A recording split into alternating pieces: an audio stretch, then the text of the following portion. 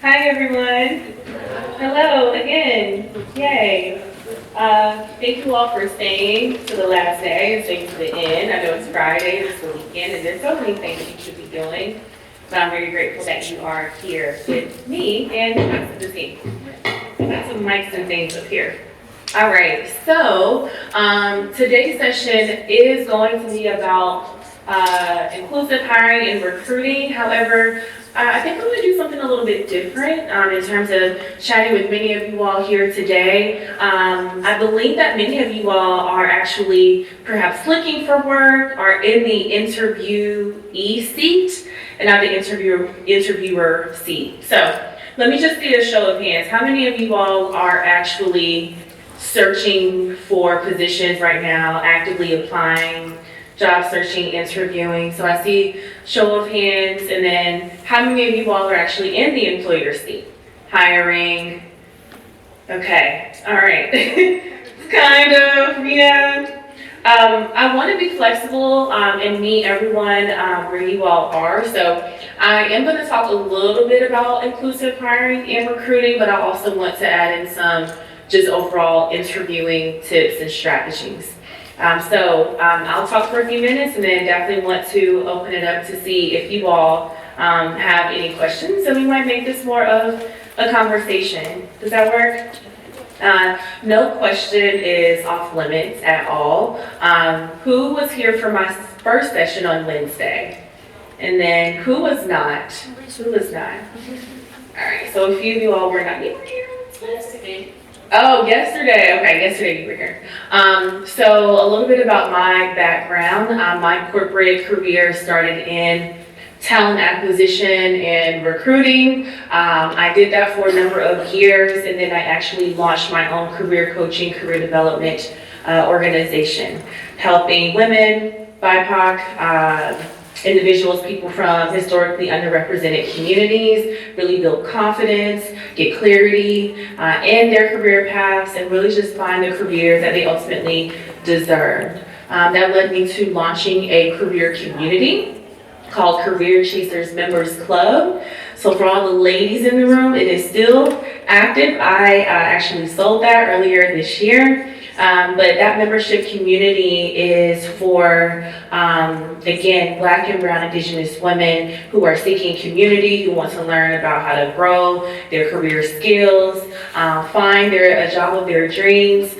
Saying all that to say, I was able to scale that community to over 700 members across 10 countries and 20 industries.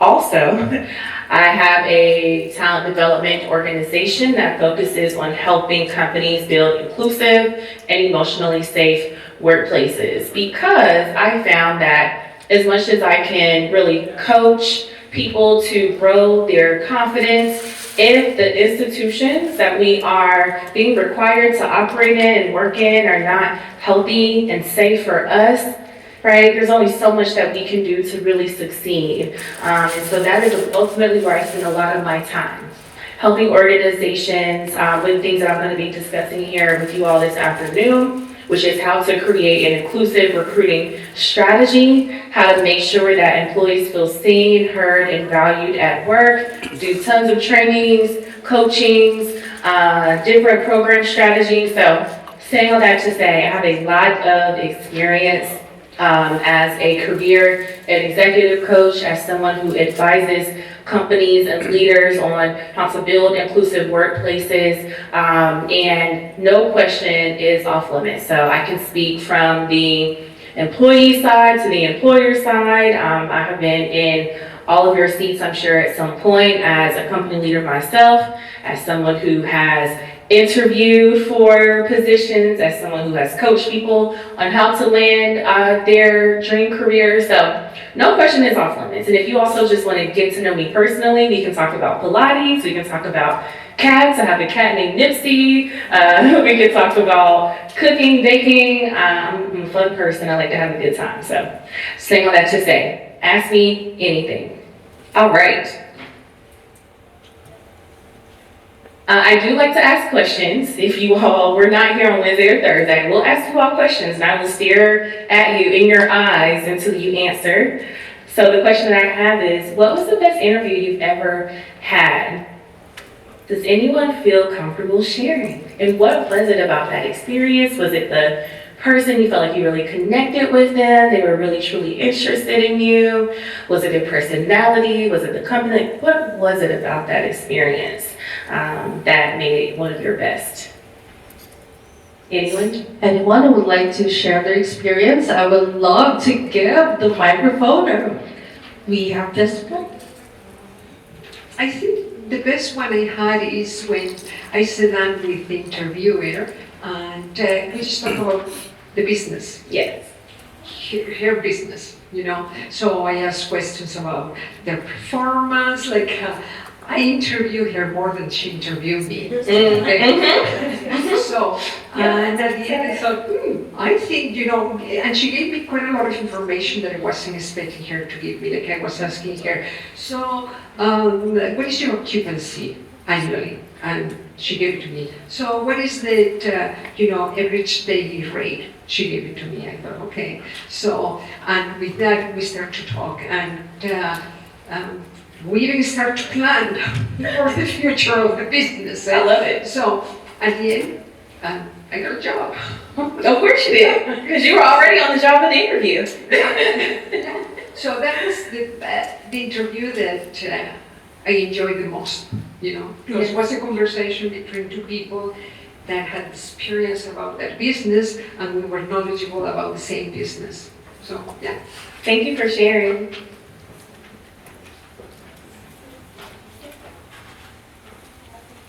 Hand back there. Oh, right behind you. Oh.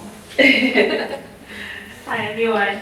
I think my best interview would be the one that I had my last interview that I was supposed to have with the director, and instead of me to sell myself, she was selling the company to me. Yes. So at that point, I just knew that I got the job. So that would be my best. I love it. So what I'm hearing you all say is that really the conversation with the interviewer and how they approached it with you really kind of made you have a great experience. I love what you said too, especially about kind of coming into that and really talking like, you know, peer to peer, you know, meeting that person at the eye level and approaching it like you were already on the job. And that is actually one of the slides that I have in here, is to approach your interview like a business meeting. Approach the interview like you were already on the job. You know, the way I've been able to really grow in my career is that I don't care if I'm talking to the CEO, I don't care if I'm talking to the admin at the front desk, I am gonna talk to any and everyone like I deserve to be in the room and we are at the same level. You a CEO? Well, I'm a CEO too. You the CFO? Well, I am the CFO too, right? I understand the importance of wanting to impress people, but even going off of what the last speaker said, authenticity is so important.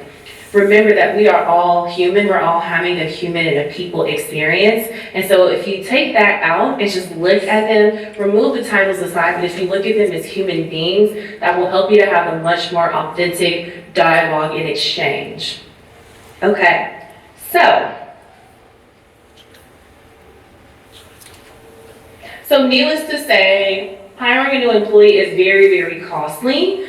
We spend a lot of time with our clients at Perfecta, really helping them nail down having a good candidate and interview experience for both sides, right? For the candidate, but also for the interviewer or the folks that are on the hiring team. Because it costs 3 to 4 times of that position's salary to hire someone new. It is very costly to have an individual leave the organization, then you have to post the position, hire, recruit for the role, right?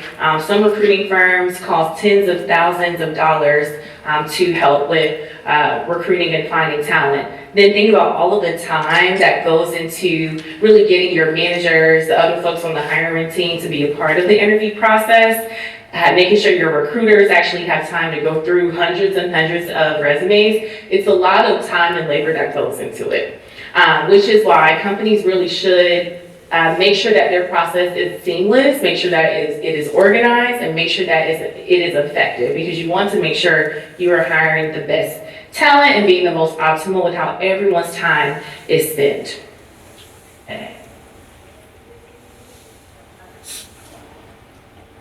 Did you know that you only have 10 seconds to really make a great first impression in the interview process?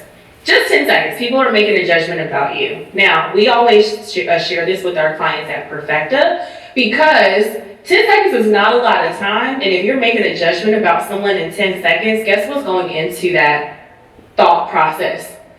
A lot of bias. There's a lot of assumptions being made, right? And so this is why we make sure that recruiting teams have set list of questions, they have a set list of competencies that they are assessing for, that there is a rubric, like a scoring sheet based on those competencies, because too many times we are hiring folks based off of likability. And just because you like someone does not mean that they'll be good at the job, right? Now, looking at this from anyone that is in the job seeker's seat, you do want to make sure that you have your career story, your career narrative really nailed and down to a T, where you are able to speak to what you've done in your career very, very confidently, because you don't have a lot of time to really reel them in.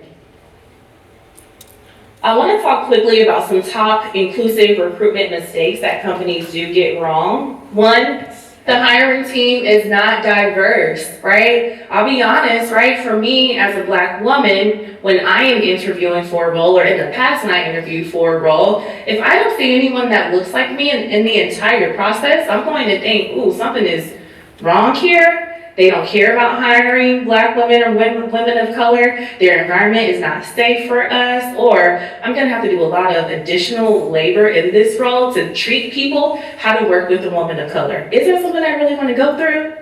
So, companies should ensure that their hiring teams are diverse.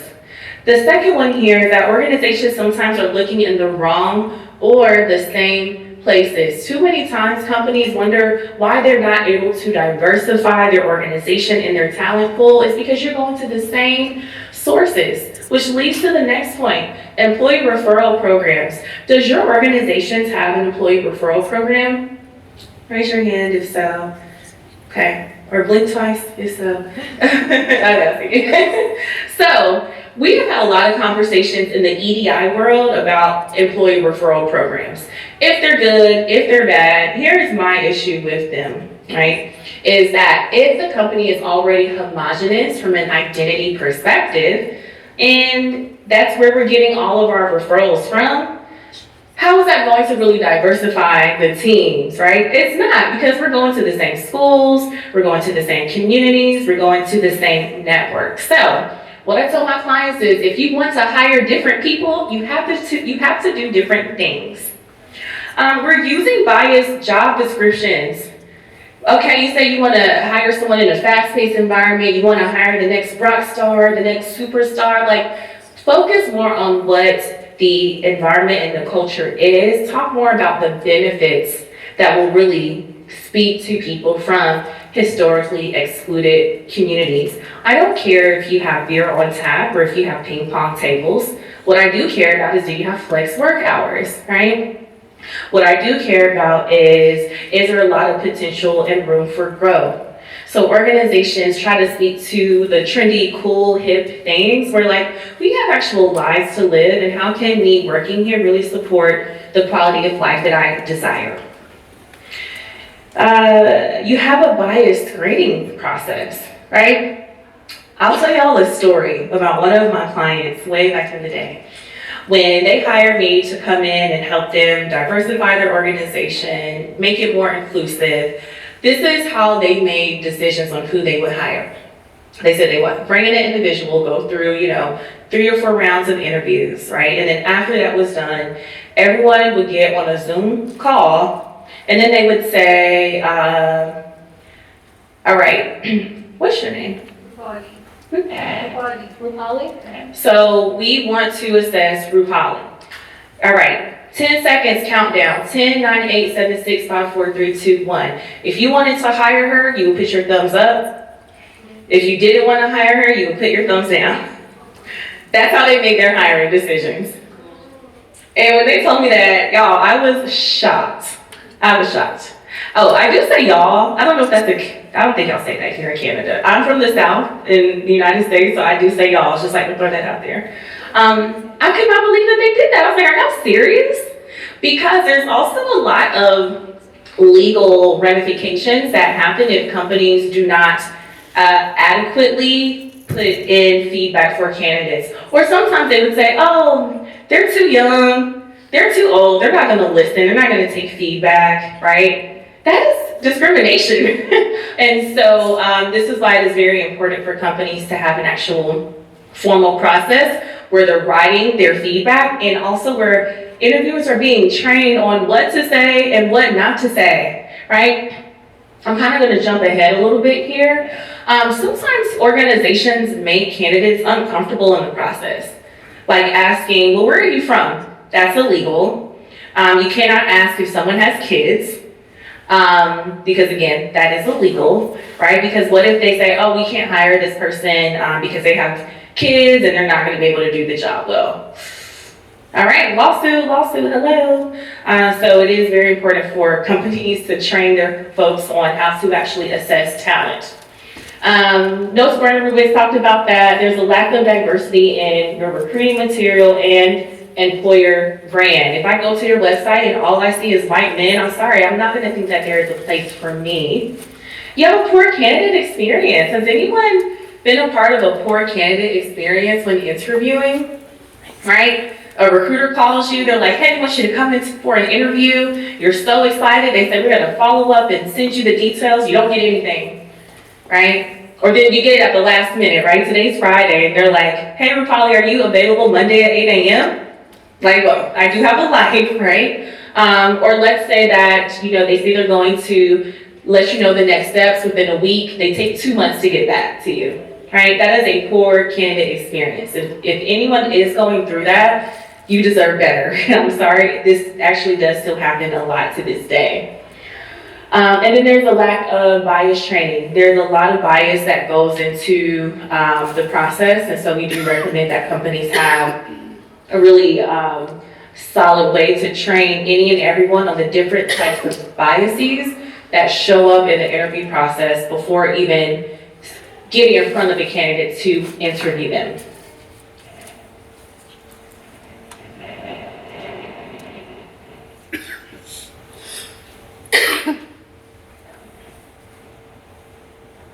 Okay, well, with that being said, I actually want to talk a little bit about interviewer mistakes, because I know that some of you all are actually in the job interview process, and then we're just going to open it up for any questions that you all do have. One of the biggest mistakes that I see is not researching the company or the role in depth. So what that means is when you all are showing up for an interview, right, you do want to make sure that you go through the job description, literally line by line, especially when it comes to where they have their required qualifications or desired qualifications, and you want to be able to speak to pretty much any and everything that you do have, that your experience does equate to in terms of what they are looking for. It does take time to prepare for interviews. Have you all watched, and I'm sorry I don't know any Canadian shows, but there's a show called Rhythm is Something on Netflix, or American Idol. I wish I had a better example. But y'all know how it is with American Idol. They have, a few seconds to sing the song, and if they start off with a crap voice, it's like, Simon does not play that. With that being said, you want to think about your interview as like that one shot, that one audition, right? Because that interview could make or break you getting to the next round. So you want to make sure you can speak to why you applied to the company, why you're interested in the position, how your skills fit the position, but most importantly, what is the problem that you are going to be solving in this role? And then also you want to make sure that you are making the interview as conversational as possible. Don't wait until the end of the interview to ask questions. If you can ask questions throughout, even better. One of my favorite tips to tell folks to ask at the beginning is, what are you looking for in, someone in this role? What type of experience? What type of skills? Because as they're telling you this, and please take notes as well, even during the interview, please take notes because all you gotta do is kind of repeat back to them what they're telling you. But do it in an authentic way, but they will tell you what they're looking for, right? And so don't wait until the end. Go ahead and ask that at the beginning. You wait until the end, it's like, well, the interview's already over, right? What if they tell you all these things that they're looking for and you didn't get a chance to speak to it? Ask it in the beginning. Ask them how the position became available. Honestly, y'all, even as someone who is a CEO and works with companies, whenever they're looking to hire a new EDI consulting firm, I always ask them, tell me what happened to the last EDI consultant that you all had. How did that go? Because that's going to give me a lot of intel into if I even want to take them on as a client, maybe the expectations were mismatched. Are they just going to be a client that I would not want to work with? They'll tell you a lot. And so pay attention to how they are describing those candidates, those former folks that was in that position. Now, a great sign is if that person was promoted or if they went somewhere else in the organization. Okay, great, so there is opportunity for movement. That's a good sign. But if they're like, that person was lazy and all, okay, y'all have too much drama going on, so you want to stay away from that. Waiting until the end to ask questions, I talked about that. Failing to connect skills to the position as well. And then the other one I really want to just call out here, maybe two, is confidence. Let me just say that some interviewers suck at interviewing. Have you all ever been a part of an interview and they just don't have people skills, they're not relatable, it's just like, ooh, can I please get this over?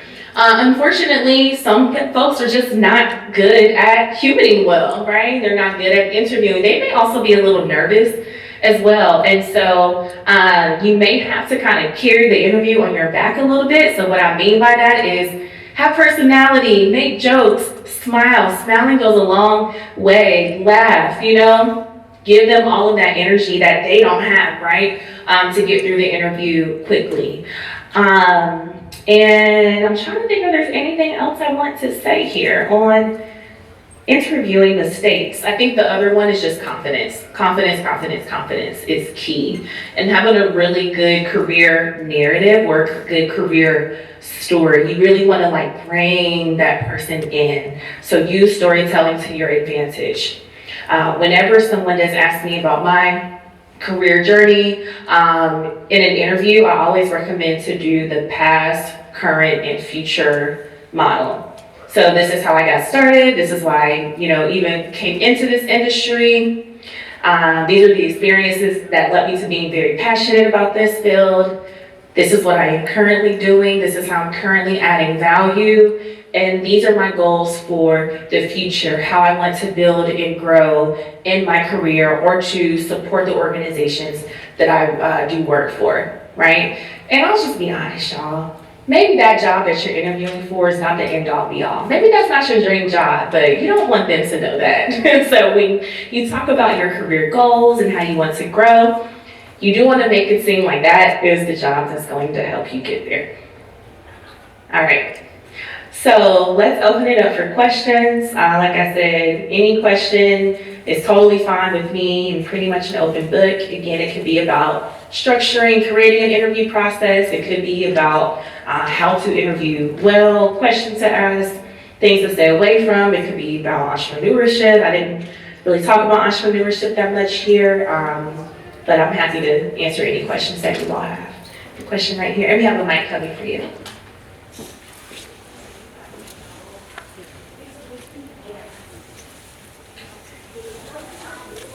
You mentioned how companies like to hear about the future, like your future plans, but would they not be interested in candidates who want to leave their company in 5 years?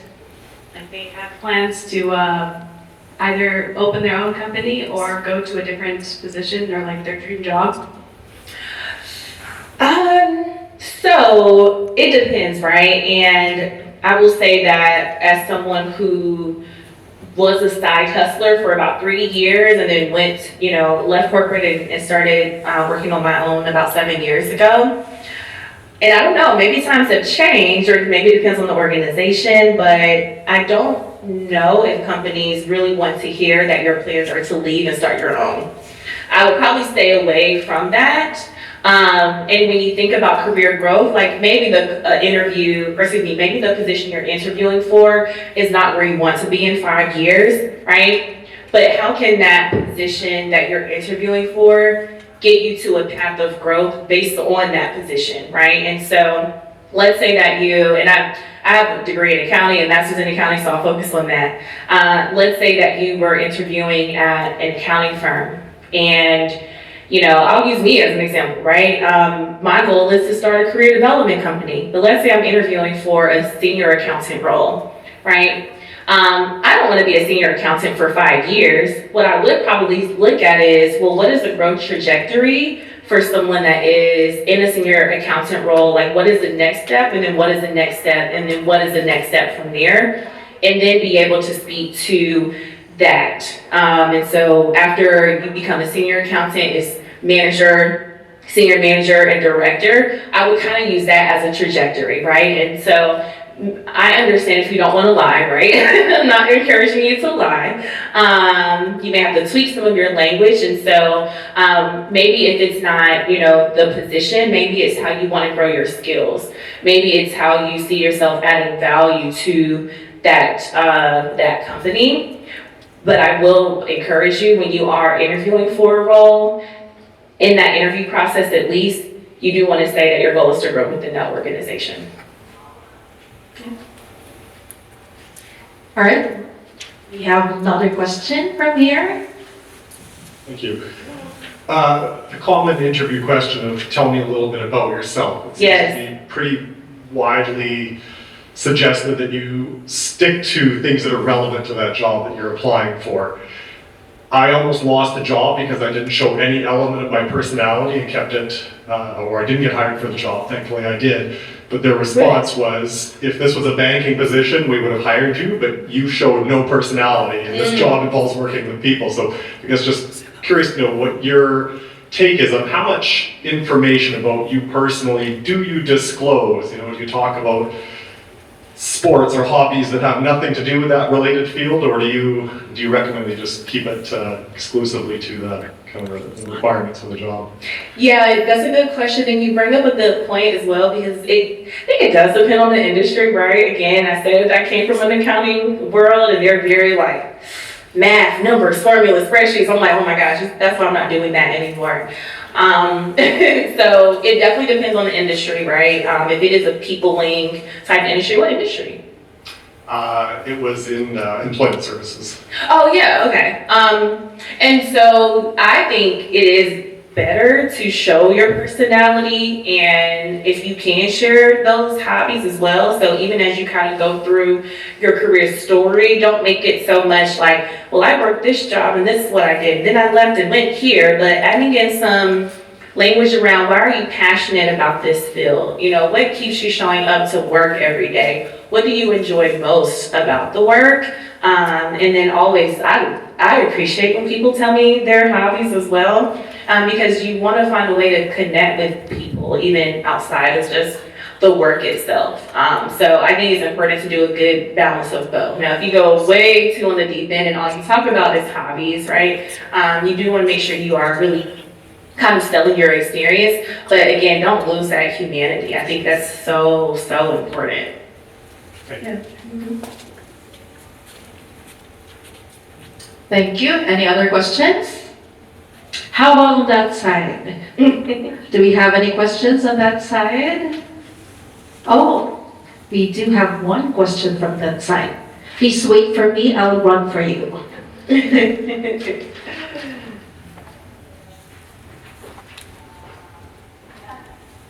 Hi. So we didn't really, I speak for myself, I didn't really fit into some categories. I'm working right now, but I'm also sort of thinking of starting a business and just how the process is in general. As someone who started your business after the corporate world, what made you, I guess, decide to take that confident step? And also, how would you manage, doing excellently in your role, but at the same time focusing on business? Or for something where you need to gather the skills or gain the experience that will help you in that business that you're doing. For example, if you're working in the corporate world where you're like, and the next business you have is you plan to help people in their inclusive hiring practices, you might sometimes end up helping companies that you've worked for before or you're working in currently. So how do you basically maintain those relationships and keep that balance going? Mm-hmm. Okay, that's a good question. It's a loaded question, so I'll do my best. So I mentioned that I started my career in accounting, and I was a terrible accountant. I was bored. I was going cross-eyed, looking at the spreadsheets all day. It was not like that, super like conversational where you get to talk and laugh. Like everyone's kind of nerdy, That's just what they do. They talk about numbers. Wait, any accountants in here? I'm sorry. I did meet some cool accountants. But saying all that to say, that just wasn't the field for me. And so I ended up actually making a career shift into recruitment. So talent acquisition recruitment for another accounting firm. And my goal with doing that was to I'm skipping stuff. At that same time where I made that change, I also launched my career development or career consulting agency or firm. My goal for wanting to make that shift into talent acquisition and recruiting was because I wanted to understand the ins and outs of what it takes to actually hire, recruit, see how people show up in this process, and also make sure that they had a really good, recruiting candidate overall employee experience at the company. I really saw myself helping people. It's a very rewarding job where you're able to help people, get a job that they were really excited about. So I love that aspect of it. And so that was a strategic move because even though I started my company, this is back in 2015, I didn't have the means or the money to leave corporate. Couldn't do that yet. And so I saw it as a way to get paid to essentially learn on the job, right? So my business kind of started growing and growing and growing year over year over year. And it was hard. I'm not going to lie. I don't come from a family of entrepreneurs. My father worked at Walmart for about 20 years. My mother is a school bus driver. She's been doing that for 30 years. She is still doing that, to this day. I didn't have any entrepreneurs in my family. And so what I did was I really just consumed so much entrepreneurship content from podcasts and YouTube and, all of these different mediums to learn what it actually takes to grow a business. And these are all free resources, right? And those were my teachers. Saying all that to say that I worked a lot. I'm not going to lie to you, right? I started my business at 25. And so even though I was working a 9 to 5, I was working on the weekends. I was working at over my lunch break. I was working in the evenings, working in the morning, whenever I could, right? Even going on girls' trips. I was still going on girls' trips to Miami and Bahamas and all these places. And I've always been an early bird. And so I would be the one up early before my friends would wake up, and I would be working before everybody else got up. So it was a sacrifice. It was a commitment. And so the balance for me wasn't really truly there. But I will say now, 10 years later, I'm back to working maybe 40 hours a week, maybe 30. I get to come and do really cool things like this and travel, have a team. And so all of that hard work did pay off, and it will pay off if you're willing to really dedicate. It depends on how much time do you want to put in between where you are now and where you want to be, and how can you reduce that? And that goes into, or what is determined by that is your work effort, right? Other questions that you have, getting ready to leave corporate America. I left corporate America a lot sooner than I planned to. And there were two things that happened. I told myself that I was going to leave corporate America at the age of 30. And I was sitting with a friend who was already out on her own, and I said, hey, I'm gonna leave corporate America, like, you know, when I turn 30, right? I started my business at 25, and she asked me a question that I had no answer to. And the question was, why 30? And I was like, don't know, it just sounds good, right? And that moment for me helped me realize that I put this number, year, age out there, but there's a rhyme or reason to that. Sometimes we throw out these objectives or, you know, I'm gonna do it when I hit this, or next year, or, right? Why not tomorrow? Of course, like, no, I'm not gonna leave corporate America tomorrow, but again, sometimes we have to question why we put certain timelines or limitations on ourselves. So that was a mindset shift for me, where I realized I could get ready a lot sooner than I planned to. And I also hired a business coach or career coach at the time. And so he suggested that I save about 6 to 12 months of runway. I moved in with a roommate. I was living a very nice lifestyle. I had a loft. I was getting my nails done and my hair done. I moved in with a roommate. Me and my cat Nipsey, who again I still have, he was a little baby at the time. We were all just in my little 1-bedroom. I stopped getting my nails done. I stopped getting my hair done. I stopped going on the girls' trip so I could save up to leave corporate. And I dealt with a lot of racism in corporate America, to the point that it led me to depression, anxiety, and I just could not do it anymore. Luckily, I already had the money saved, but it got to a point where I said, I'm just going to have to bet on myself. And that's what I did. And so it worked out. But I am not going to ever tell someone, like, leave corporate America. If you can do both, do both. But for my sanity and peace of mind, I had to leave. And sorry, one more thing I'll say. A friend of mine told me, again, I was in the career development, career coaching space. I was so nervous to leave my job. And she said, if anybody can get another job, it's you. Right? Why are you so scared? You help other people. You can do it. And so that also kind of gave me a little bit more confidence to take the leap. Thank you so much, Latesha. Any questions? Do I have to go on that side again? Just to make sure. Do we have any questions from this side? Oh, we have another question here. Hi. So my question is, like, for a lot of us that are minorities or, you know, come from immigrant backgrounds, I don't know if this is everyone's experience, but sometimes there can be an element of guilt, being able to do better than our parents or live a better life than them.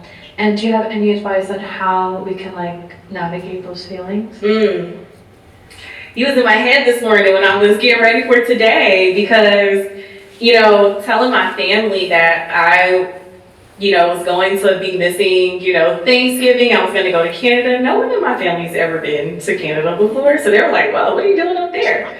But they're also very proud of me. There is something that I had to come to terms with.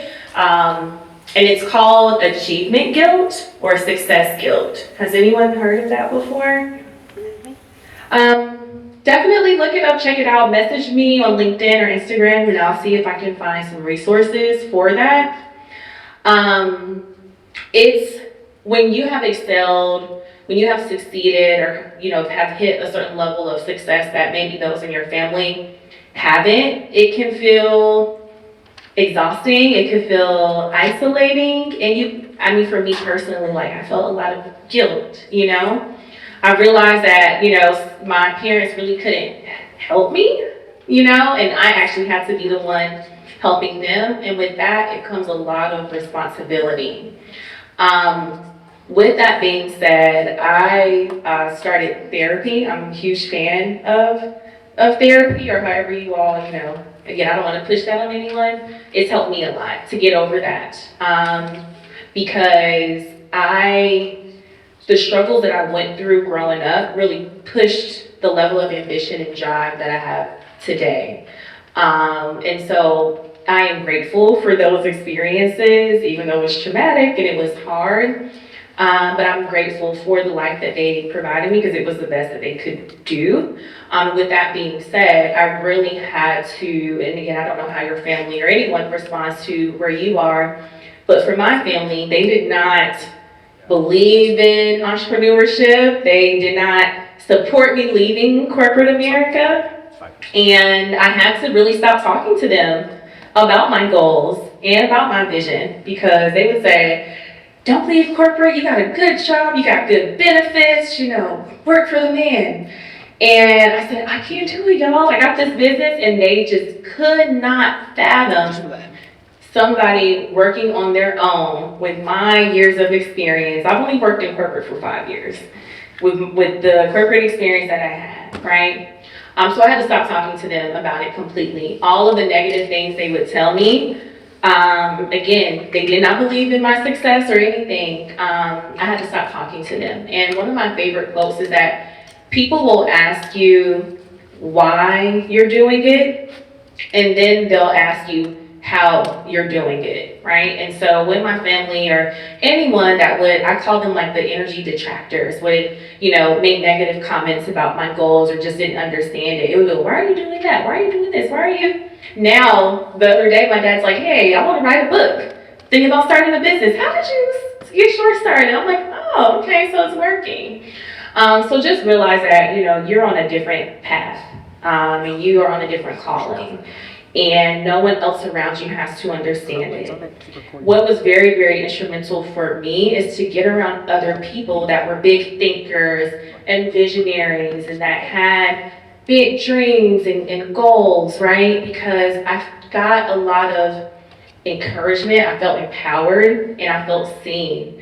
Because I can't relate to anyone in my family. I want to push them to do a lot more than what they're doing, but it's like I can't want more for other people. So it was very important for me to get around other people that would pour into me, that would believe me, and that would really help me. I could bounce ideas off, so on and so forth. So yeah. But look into the achievement guilt and success guilt. I think it'll be really helpful. Thank you so much. Thank you. Any other questions? All right, I think that's it for today, Latesha. Thank you so much. Again, ladies and gentlemen, let's do a big round of applause for Latesha Byrd. Thank you so much, Latesha.